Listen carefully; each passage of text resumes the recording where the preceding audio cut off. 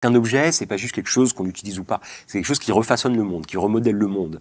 Donc l'automobile, elle a créé, elle a remodifié les villes, elle a modifié les modes de transport, elle a modifié la relation entre, voilà. Donc c'est pas juste un objet qu'on utilise ou pas, c'est un objet qui façonne le monde. D'une certaine manière, c'est exactement la même chose qui se passe avec le portable. Ce qui est fascinant avec le portable, c'est que c'est quand même extrêmement récent. Quoi, je veux dire.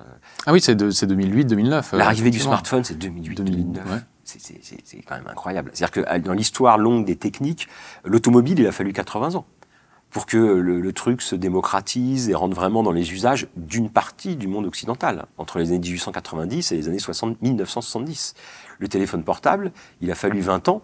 Le smartphone, on va dire, l'ordiphone, il a fallu 20 ans pour que, entre la mise sur le marché et la généralisation de l'usage à l'échelle planétaire, se fasse. Donc là, c'est assez vertigineux, c'est fascinant d'un point de vue d'ethnographie des techniques, de voir comment cet objet a remodelé profondément plein de choses. Bon. Donc évidemment, aujourd'hui, il paraît inenvisageable de se passer du téléphone portable. Moi, ça me fascine toujours, parce que ça me paraît tellement simple. Vous n'en avez pas d'ailleurs vous-même? C'est justement, alors si j'en ai pas, c'est pour plein de raisons. C'est parce que j'étais déjà adulte et j'avais déjà construit mon rapport au monde quand le machin est arrivé. Et donc, j'en avais pas besoin. Et alors, de fait, aujourd'hui, c'est devenu aussi une expérience ethnographique dans le monde réel. C'est-à-dire ne pas avoir de téléphone portable, même pas de smartphone, j'ai pas eu tout de téléphone portable. Enfin, j'ai l'impression que je vois plein de petits trucs qui bougent. Juste dans les emmerdes que ça me pose au quotidien sur un certain nombre de choses, c'est assez amusant de voir. Donc ça, justement, c'est une expérience en grandeur nature de voir qu'est-ce que ça veut dire ne pas avoir de téléphone portable dans le monde du téléphone portable, qui répond. Et donc, d'une certaine manière, voilà, ça m'intéresse comme historien des techniques de faire cette expérience personnelle de ce rapport à la technique. Donc effectivement, c'est très dur de se passer du téléphone portable et de tous ces objets du quotidien qui sont inscrits dans nos rapports, dans nos rapports au monde. Et en même temps, c'est quand même fascinant parce que ça a 15-20 ans. Moi, je m'étais intéressé à l'histoire des cabines téléphoniques. C'est très intéressant. C'est-à-dire que quand le smartphone arrive, le réseau des cabines téléphoniques en Europe occidentale est à peu près à son apogée. C'est-à-dire que depuis les années 70, avant, il y avait quelques cabines téléphoniques dans des lieux publics, dans des gares, dans des bars, dans des hôtels. À partir des années 70, les États ont investi dans des grands projets de cabines téléphoniques pour mettre en place un réseau de téléphones communs dans toutes les communes. En 2010, en France, vous avez une cabine téléphonique partout. Dans tous les villages, 36 000 communes de France, vous avez une cabine téléphonique. Ça avait coûté très cher, il a fallu 30 ans pour installer cette infrastructure, et le truc a été démonté en 5 ans, puisque le téléphone portable est arrivé en masse, et donc il n'y avait plus besoin. Le principe de la cabine téléphonique n'est pas absurde. Il y avait des coûts d'entretien, il y avait des problèmes d'incivilité, de dégradation de l'infrastructure, mais c'est pas absurde. C'est-à-dire créer un service commun de la téléphonie avec des téléphones mis en commun, distribués sur l'ensemble du territoire. C'est pas débile en termes environnementaux et écologiques si on veut généraliser l'accès à la téléphonie un peu partout. Bon, donc c'est la question de savoir est-ce qu'il vaut mieux des téléphones en commun un peu distribués partout, quitte à avoir un marché pour aller en trouver un, ou que chacun ait son téléphone, ordinateur, puisque c'est plus seulement un téléphone, c'est plein d'autres choses, directement dans sa poche. C'est des vraies questions, évidemment, et on voit bien que le téléphone portable répond bien plus aux subjectivités individualistes et consuméristes des citoyens du début du XXIe siècle que ces infrastructures plus lourdes. Bon, tout ça pour dire, oui, bien sûr, c'est dur de se passer. L'électricité, c'est encore pire. C'est-à-dire que l'électricité, c'est un fluide. Ce qu'il faut bien voir, c'est que le monde n'était pas encore complètement électrifié. Enfin, et aujourd'hui encore, il y a de grandes parties du monde qui ne sont pas encore électrifiées. Alors, la question de savoir qu'est-ce que ça veut dire électrifier. Il y a plusieurs manières d'électrifier. Il y a plusieurs types d'électrification. Il y a d'électrification et il y a plusieurs consommation électrique. Il y a des relations à l'électricité qui peuvent être variables, plus ou moins autonomes. Les grands réseaux, il y a plein de régions du monde qui n'ont pas de grands réseaux, qui ne sont pas connectés par des macro-systèmes techniques électriques, qui nécessitent évidemment des lignes à très haute tension, des infrastructures complexes.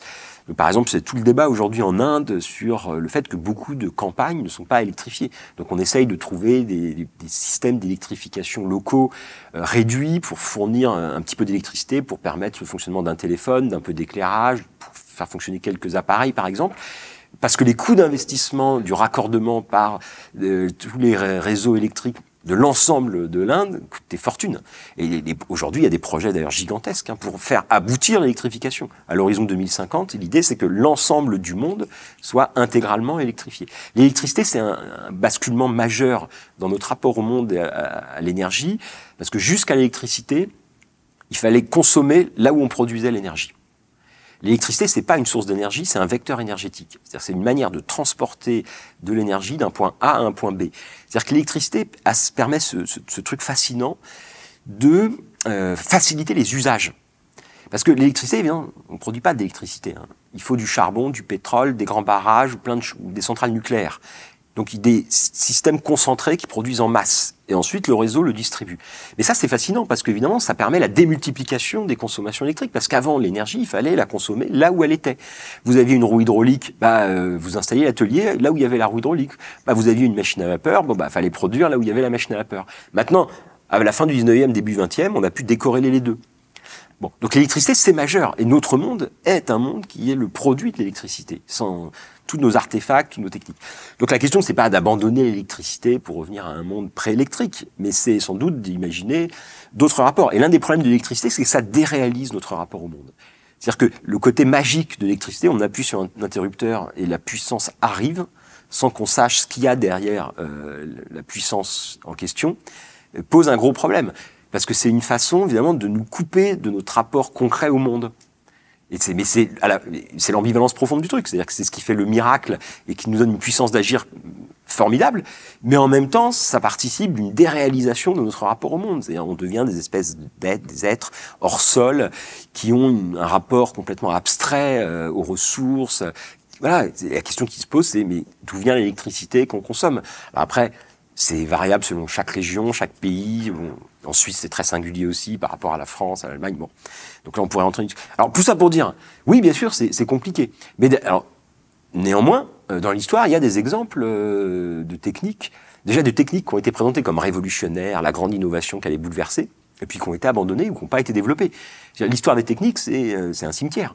C'est-à-dire qu'on ne voit que celles qui se sont imposées après coup, qui ont été mises sur le marché, qui se sont imposées. Mais en réalité, à chaque époque, il y avait 10 000 techniques en concurrence. Il y en a une qui s'impose. C'est d'ailleurs très intéressant en termes d'histoire sociale des techniques de voir pourquoi une s'impose. Et elle s'impose pas juste parce qu'elle est meilleure que les autres. Elle s'impose parce qu'elle est portée par des rapports de force, par des acteurs, par des représentations culturelles qui la font plus adaptée dans tel contexte, etc. Donc ça, c'est important. Il y a des techniques qui sont abandonnées. Il y a des choix techniques qui ont été présentés comme révolutionnaires, qui ont été abandonnés. Prenons juste deux exemples spectaculaires. C'est le Concorde. Dans les années 70, on présentait le Concorde comme l'avenir des mobilités, c'est-à-dire le rêve ultime du progrès, et le transport supersonique généralisé qui permet d'aller à New York depuis Paris en 2 heures. Bon, et puis il y a eu un accident et les gens se sont dit après le choc pétrolier, mais n'importe quoi. C'est-à-dire que ça n'a aucun sens d'un point de vue énergétique, c'est un objet de luxe ostentatoire pour une minorité qui va mettre le feu au monde. Ça pourrait arriver pour les téléphones portables, vous pensez? Mais en fait, ce qui s'est passé pour le Concorde, parce que c'était particulièrement spectaculaire, visible et quasiment caricatural, en réalité, on pourrait le dire dans une grande partie de nos objets high-tech contemporains, quoi. Donc c'est le paradoxe. Bon, on pourrait prendre d'autres produits. Enfin, je veux dire, il y a plein de produits qui ont été interdits. Je pense à l'amiante. Quand l'amiante a été mis au point et développé au début du XXe siècle, c'était un produit miraculeux par ses capacités de protéger contre l'incendie et le feu. On en a foutu partout. Et puis voilà, on a décidé de l'interdire, en tout cas en Europe occidentale, parce qu'il continue d'être utilisé dans plein de régions du monde. Et on savait depuis le début que ça créait des maladies terrifiantes. Et voilà, donc on peut interdire, on peut abandonner l'usage parce qu'on a conscience des apories de l'usage, et on peut interdire aussi des produits. Le problème, c'est que dans la masse de ce qui est mis sur le marché en termes de produits chimiques, d'innovations diverses et variées, et il y a toujours un retard du législateur, la société est toujours subjuguée par le poids de la publicité, de ses imaginaires, qui fait que voilà, le rapport de force est inégalitaire. On pourrait faire un rapprochement entre l'électricité pour l'énergie et l'Internet pour l'information.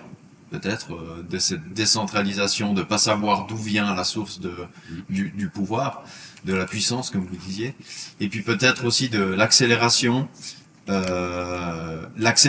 du monde. Toutes les choses se passent de plus en plus vite. Le fait de passer de certains thèmes, la décroissance, à tout d'un coup l'anxiété, l'éco-anxiété, le déni, etc. Ça, c'est peut-être aussi lié à l'Internet, au fait que tout le monde réfléchit en même temps maintenant.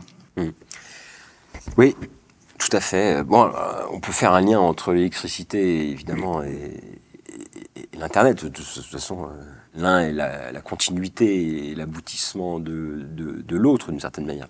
Les réseaux électriques ont créé le modèle des réseaux qui vont ensuite s'appliquer. Aujourd'hui, on arrive à l'aboutissement de ça avec la fibre qui se généralise. Bon. Donc oui, bien sûr, il y a un lien étroit et de toute façon, sans électricité, il n'y a pas de monde numérique. Donc, tous les gains d'efficacité énergétique qui ont été obtenus au début du XXIe siècle, parce que tout le monde était conscient qu'il fallait faire des gains énergétiques, ont été absorbés par les nouvelles consommations produites par la quincaillerie numérique. Hein. C'est assez net depuis 10 ans. C'est d'ailleurs le drame de la situation actuelle, quoi. C'est-à-dire qu'au lieu d'adopter des systèmes techniques dont on sait depuis les années 70 qu'ils devraient être sobres sur le plan matériel et énergétique, on ne cesse de mettre sur le marché des objets techniques qui sont de moins en moins sobres. C'est quand même un truc... Et ça, c'est parce que le politique n'arrive pas, selon vous, à imposer une certaine agenda à le politique, ou en tout cas et puis même la société. C'est-à-dire qu'on est, depuis la fin du XXe siècle, dans un contexte de mondialisation néolibérale, hyper compétitif, où la capacité de régulation des choix techniques en particulier est particulièrement faible et réduite, au nom du vieil argument qui remonte au 19e de la compétition internationale. C'est-à-dire si vous adoptez pas ça, de toute façon le voisin l'adoptera et vous perdrez des points dans la compétition globale, etc. Bon. Donc sur cette base-là, le politique ne peut qu'investir pour accélérer le processus.